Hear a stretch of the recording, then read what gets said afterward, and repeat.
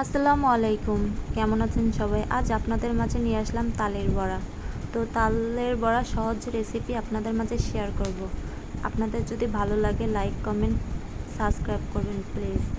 তো তালটা প্রথম থেকে রসটা বের করে নিয়েছি। রস বের করে নেওয়ার পরে চিনি, নারকেল, চালের গুঁড়া, আটা, কিছুটা লবণ এগুলা দিয়ে একটা মাখানোর মতো মাখাই নেব, সাথে একটু তাল দিয়ে। তো আপনাদের পরিমাণ মতোই নেবেন। তো আমাদের যেটুকু লাগবে সেটুকু পরিমাণ মতো নিয়েছি। আর মিষ্টি হয়েছে কি না সেটা আপনাদের মতন চেক করে করে নেবেন। তো আমরাও পরে পরে একটু একটু চিনি দিছিলাম, কারণ তাহলে কিন্তু বোঝা যায় না যে চিনিতে হচ্ছে কি। এই পিঠা বানাইতে গেলে অনেক সহজ, উপকরণও কম লাগে। তো কি করব, বানাতেই চলে আসলাম। কারণ তালের সিজন, যদি তালের পিঠা না খাই কেমন হয় বলেন? আপনারা কে কী খেয়েছেন প্লিজ কমেন্টে জানাবেন। এই বছরে তালের পিঠা কে কে খেয়েছেন?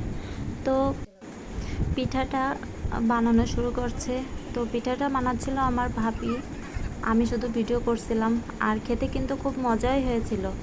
আর আমি একটু নাড়াচাড়া করে দিচ্ছিলাম।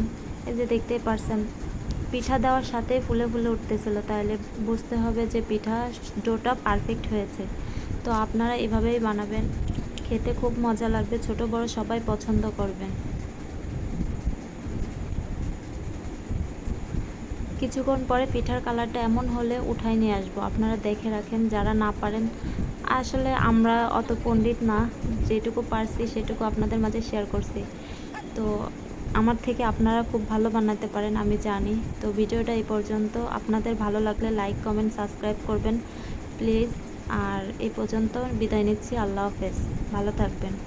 আসসালামু আলাইকুম।